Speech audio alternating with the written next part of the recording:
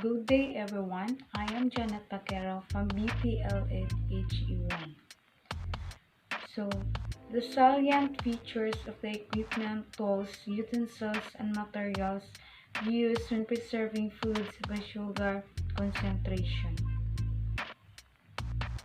Equipment, tools, utensils, and materials used food preserved by sugar concentration are prepared like that in canning fruits. Its equipment, tools, utensils, and materials used are the same. Canning jars, lids, and rims. Canning jars, commonly known as mason jars, are created specifically for canning. They come in several standard sizes, including quart or 4 cups, pint 2 cups, half pint 1 cup, and 4 ounce or 1 half. The most common brands today are Bowl and Kier. So we have your important note. You can reuse jars and rims, but you should use a brand new lid every time you can something. Replacement lids can be purchased with or without extra rims.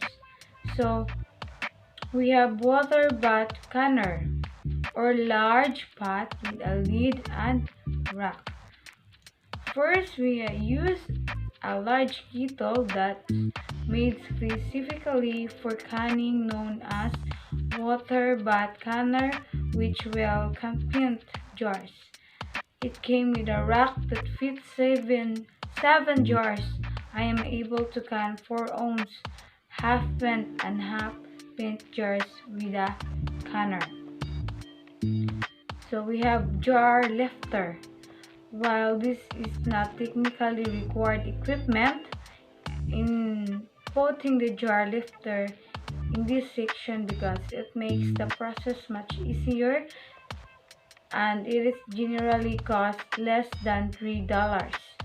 A jar lifter has a rounded and coated in rubber that will securely grab a mason jar when it's in the hot water so you can transfer it out of the canner without it slipping.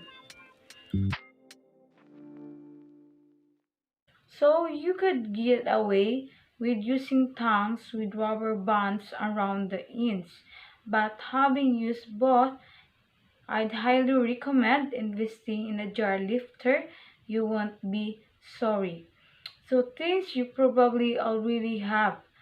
Most of the other equipment you'll use for canning is already in your kitchen. So Dutch oven or large stock pot.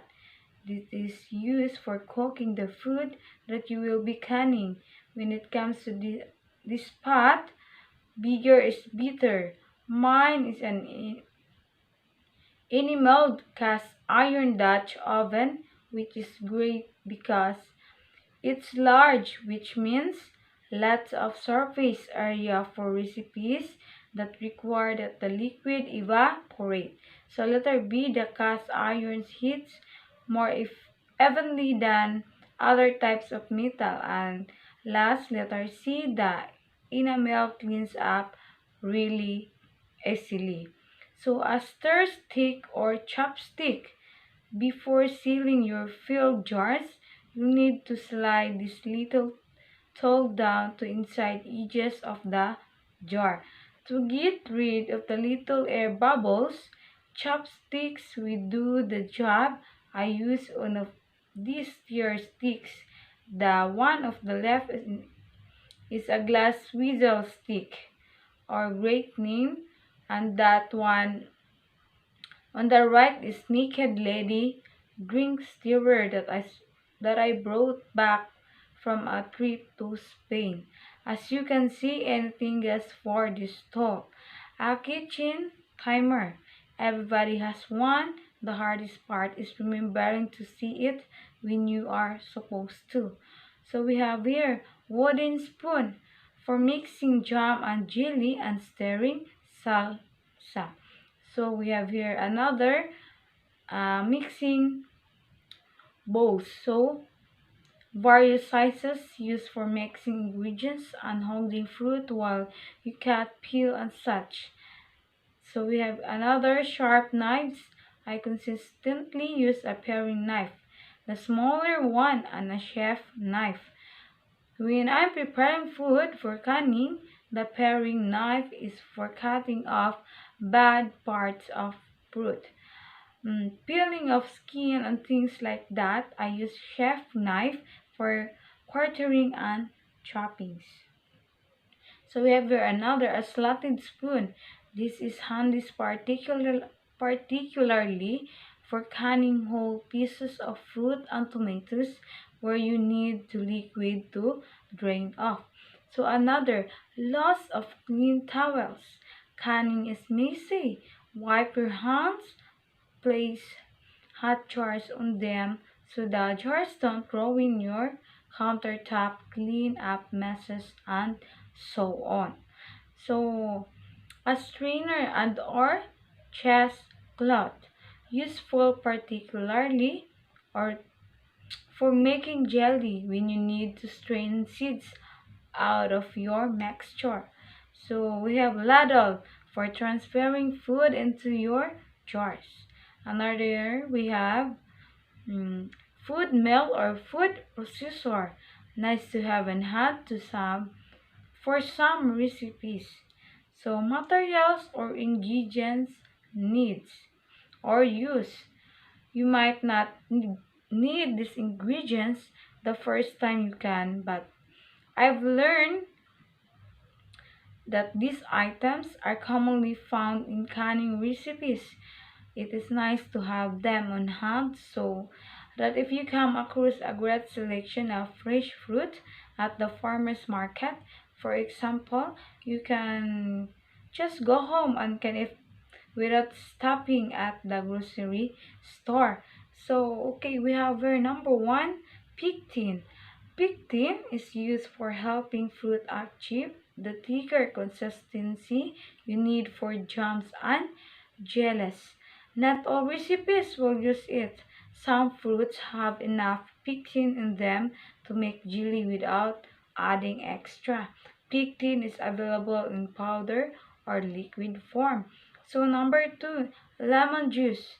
Canned foods need to reach a certain acidity level to remain safely preserved when you're canning with a water bath canner. Most recipes suggest using bottled lemon juice because the acidity is regulated. The pH of the juice from a fresh lemon might be more unpredictable. So we have ver number three, vinegar and apple cider vinegar. So another ingredient that helps you reach the right acidity level. So we have number four, sugar or honey, the most common sweeteners for jams or jellies. So on my wish list, squeezo trainer, I've made homemade ketchup and any way you slice it, separating the liquid from the pulp is rough. So we have number two, metallic lid lifter. This is a total novelty item, but I feel like this would be nice to own. It allows you to pick up just one lid out of a bowl of hot water. So as we as a wisdom, as I think it is, I still can't justify buying it. Or what do you think? So number three, a pressure canner. Uh, like I said before, so I can even more stuff. A few helpful tips for beginners. So we have here a few tips for beginners. So number one, get all your tools and ingredients out of before you start. It's horrible to find out halfway through a recipe that you're down to one box of 15 and you need 3. Happened to me once, or you realize that you can't find your jar filter and the jars are ready to came out. So we have can with a body. There's a lot of work to do when you're cleaning, skinning, and chopping produce. Cooking it is and canning it goes by faster when you have someone to keep you company. So we have here, if you can learn from someone with more experience than you, my aunt taught me how to can, and it's immeasurable helpful to be able to ask questions when you're new to this. So um, I'll already show you the equipment, tools, utensils, and materials used when using in preserving foods by sugar concentration, and I guess you learned. That's all. Thank you, and God bless everyone.